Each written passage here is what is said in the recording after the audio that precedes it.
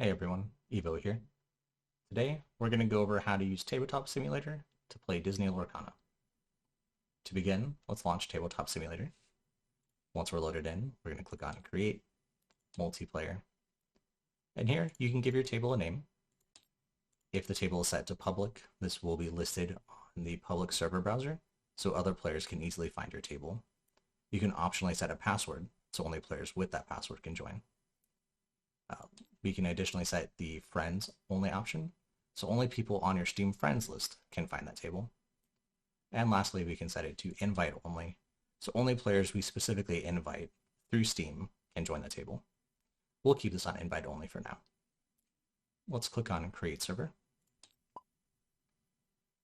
And here you will see all of your subscribed workshop mods, any saves you have made, as well as a couple of default options. For the Disney Lorcana mod, we're going to click on Workshop. Then at the top, click this green Browse button. This will take us to the Steam Workshop page for Tabletop Simulator. Here, we can search through all the Steam Workshop mods. We're going to click into that and type Lorcana. And here you'll see all the different mods that have Lorcana in their name. For our purposes, we want the Lorcana TCG scripted 1v1 table. Let's click on that and scroll down. And you'll see a button to subscribe. We're currently subscribed. We can click that to unsubscribe at any time, and we can easily resubscribe. When you're ready, you can hold Shift and Tab to close this overlay, or at the top of the screen, there's a button that will take us back there as well.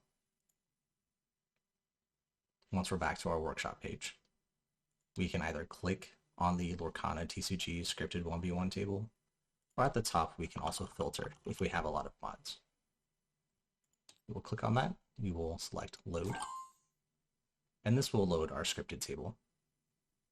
Now you'll notice there are no cards on this table. This table is solely for playing the game. To get cards on the table, we can either use a different mod that has cards on it, or alternatively, we can use a website that has a deck builder that we can export to Tabletop Simulator. Let's go over that now. We'll swap to our browser here. My current preferred website is dreamborn.inc. And this site has some pretty nifty features. By default, we're already on the deck builder page. For deck building, we can click this filters button, and we can choose to filter by colors, cost, or any of these other options. For deck building, typically you're going to select just 2 colors. To add a card to the deck, you can click, and each time you click on it, it'll add an additional copy. Alternatively, there is a minus and plus button to increase or decrease the copies in the deck as well. Once you're satisfied with the deck, you can save that. Alternatively, instead of building your own deck here, you can click this decks at the top, and you can find any publicly submitted deck lists. Let's go ahead and just copy one of these for now. We'll click on this one. Once we have the deck set the way we would like, let's click this export button, and then export to TTS. You'll see this large card sheet image. Let's save this. We can right click, save image as, and then we'll just give this a name. Let's call this sample deck. All right, and now we're ready to go back to Tabletop Simulator. We're going to click on Objects at the top of the screen, Components, Custom, and Deck. Click, and you'll see this box pop up. This face image is going to be the image we just saved. Go ahead and click on Browse Local Files. Now you're not going to be able to see this, but go ahead and find and select that deck we had just saved and click Open. Now for other players to be able to see this image, we want to upload it to our Steam cloud. We can do so by clicking Cloud and Upload. And we're going to do the same for the card back. This is the image that you will see when the card is face down. You can set this to whatever you would like. You can either paste in a link to that image, or you can upload your own image to your Steam cloud. We'll select our card back here. Again, click on Cloud and Upload. Now, by default, the Dreamborn.inc website does load cards into a 10 by 7 sheet. So we want to make sure that we have this set to 10 width and 7 height.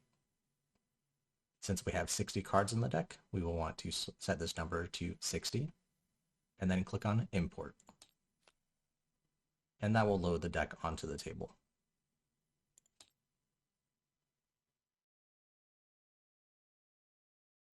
Be sure to save this deck object by right-clicking on it and selecting Save Object. We can give this deck a name.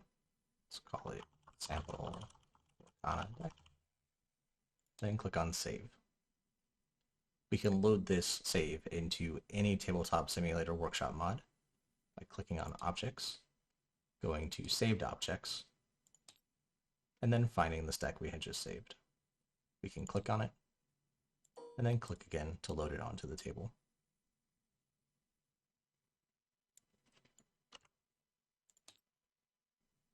Let's go over some controls for Tabletop Simulator. To begin with, we can use the letters WASD to pan the camera around. You can use the arrow keys to move the camera.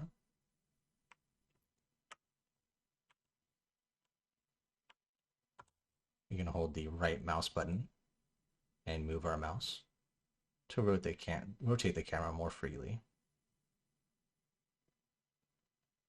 To reset our camera view, press the spacebar.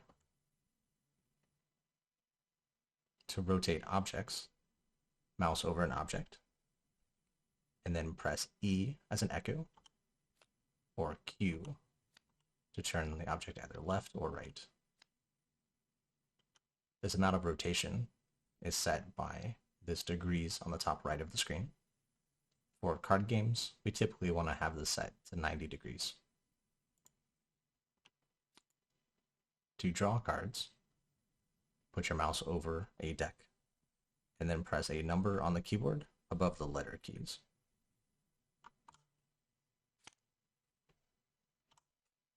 You'll notice that it waits a second before it draws the cards. This is due to allowing the option to draw more than 9 cards at once. For instance, if I would like to draw 10 cards, I can mouse over and then press 1 and 0 to instantly draw 10. To group cards together, we can either Control-click each one to highlight them, or we can box select them and then press the letter G to group. If we would like to group into another object, such as back into the deck, we can select those cards and then hover over that deck and press G. To shuffle, we can mouse over an object and press R for randomize. This will additionally roll a die if you have one. To flip over a card, again hover over it and press F for flip.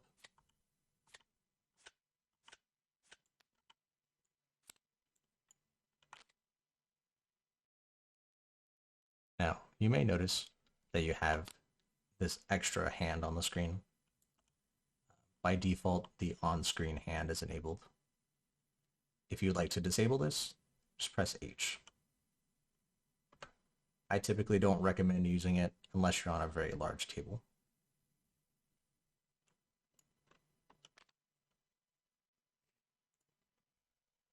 To the right of your screen, we'll see a couple of objects here. These are used to help automate some functionality within this mod, as well as to help keep track of the game state. We have a deck zone. This is where you will place your deck for play. This zone additionally has a rotating snap point on it. So whenever a deck is placed there, it will automatically orientate itself the correct way. You can move objects by clicking on them and holding down, and then move your mouse wherever you'd like to place it and let go. We have a discard zone which, just like the deck zone, will automatically orientate itself. You can move this wherever you would like. Some players enjoy having the deck on the left side of the table or having their discard pile in front of their deck zone. Here we have a lore counter. This can be used to keep track of your lore gained or removed throughout the game. You can click these plus and minus buttons to increase or decrease your lore value. Additionally, you can click in the center and you can set the value to whatever you would like by typing in that number. Here we have a ready cards button. You can move this object around by clicking anywhere on this black. But if you hover over this white portion, you'll see a red dot appear that says ready your exhibited cards. If we were to click that, it will automatically ready any card that's in your playmat. So anything that's on your zone here, we'll click this, and it will set those cards back to the ready position. If we look at the chat box on the bottom left of the screen, you'll notice that it also printed a message there. Most automated actions within this mod will keep a game log for you.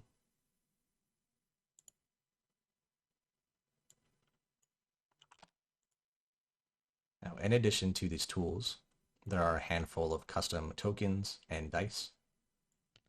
We have some damage counters, as well as some strength and lore counters to keep track of things like the support effects, as well as things that increase a card's lore count. These are infinite bags, so you can take any number of tokens or coins out of them, and they will never run out. Additionally, you can move these wherever you would like. At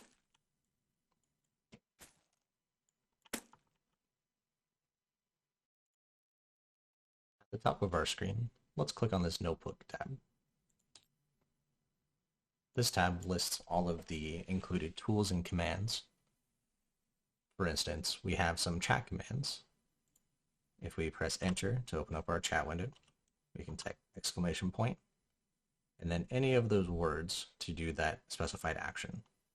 So if we'd like to flip a coin, we can type exclamation point flip, press enter, and you'll see that we have flipped a coin and gotten heads as the result. We can randomly select any player that's sitting at the table by typing exclamation point player.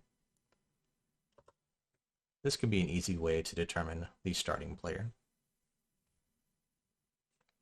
This scripting keys section refers to the scripting buttons within the game. If we go to menu, configuration, and controls, you can scroll down and you can bind these to whatever you would like. By default, these buttons are bound to your number pad. Let's try some of these scripting keys out now. If we press that scripting key 1, or number pad 1 by default, we will draw a card. Again, notice that it is printed on the bottom left of the screen in our chat box. If we want to move cards between our hand zones, we can press number pad 2, or we can press number pad 5 to move them back into the first hand zone. So if you look here, we do have 2 separate zones that we can hold cards in. This is useful for the mulligan phase, as well as if we ever need to look at a certain number of cards, and we don't want to show our opponents or have to fiddle with peeking at cards. So for instance, if we needed to look at 2 or 3 cards, we could move our hand to the second hand zone, draw that amount of cards, and then do whatever we needed to do with those cards, and then move our hand back. Instead of having to click on this ready exerted cards button, we can simply press number pad 3, and that will ready our cards as well.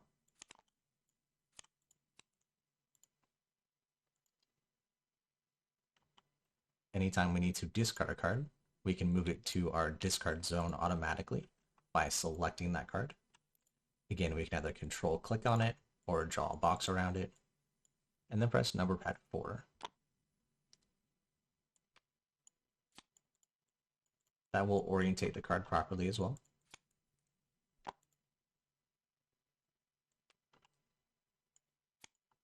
If we want to quest with cards, we can again select the card and then press number pad 6. Now you'll notice on the bottom left, this says that I am questing with, and that has a blank space there. Since these cards are not currently named, it cannot read that name field. What I recommend doing when creating a deck is actually naming all of the cards within it. We can right click on a card, type in the name. So Mulan Imperial Soldier. And now if we try this action again, it will have the name listed as well. This is not currently changed the lore counter automatically. For Tabletop Simulator, we are physically a sandbox for playing a tabletop game. This can be automated, but with ways to modify the lore values, for now we're just having to set that manually.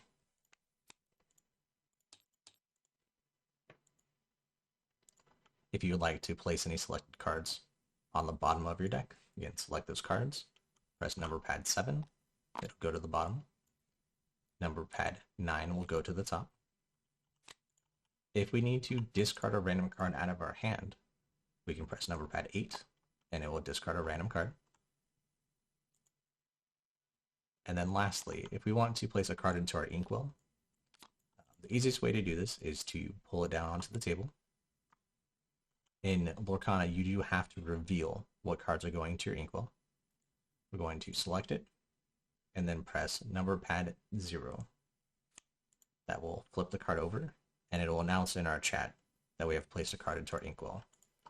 Again, if the cards are named, it will spit out that name as well.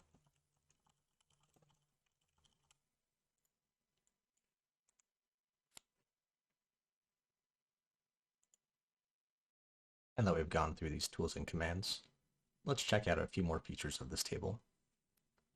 Go ahead and close this window here. At the bottom left, you may have noticed all these numbers. These are different presets for this playmat image. We can change this image by clicking on any of these buttons here.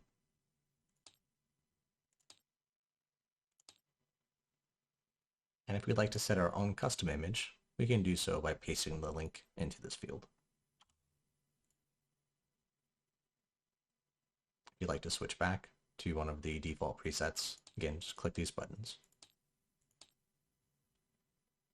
Now, while you can click buttons on the other side of the table, this is only going to change the playmat at the color you are sitting at.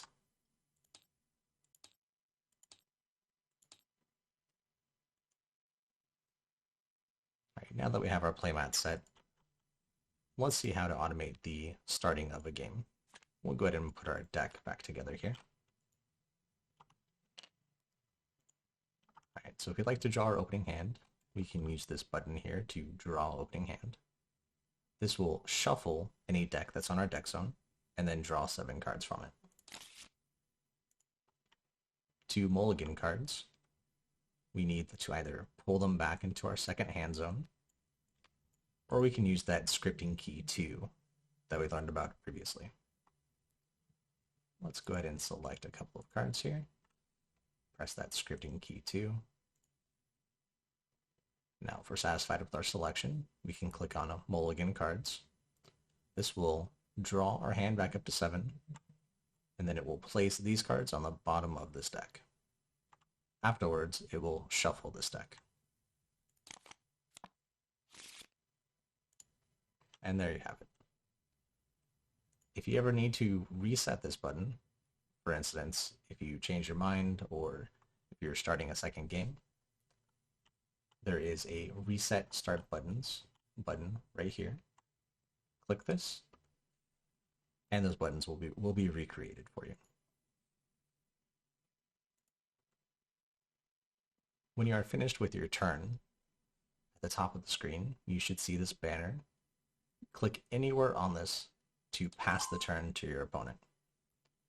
If you notice that jingle sound, whoever's turn it becomes will hear that, and they will then see this banner with their name on it. This can be an easy way to track turns between players. Additionally, there's an action we haven't talked about yet. If you need to target an opponent's card for any reason, you can mouse over that card and press Tab. You'll see an arrow point to that card, and then you'll see a new chat box message. You'll notice that it'll say the player's name, as well as the card that they are targeting. This can be useful for targeting an opponent's card without necessarily having to use voice chat to do so, or to drag your card across to their side of the field. Right, and before wrapping up today, let's check out a few more things in this notebook. At the top of the screen, click on Notebook.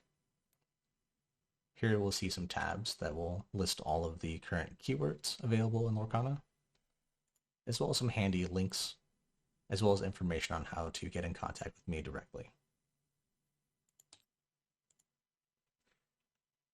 If we look over to the right here, you also see some high definition copies of the quick start rules. Here you can quickly view information about how to play the game, as well as some basic information about the game itself. And that'll do it for today. If you guys have any comments, questions, or concerns, please do let me know. Thank you for watching, and I'll catch you all next time.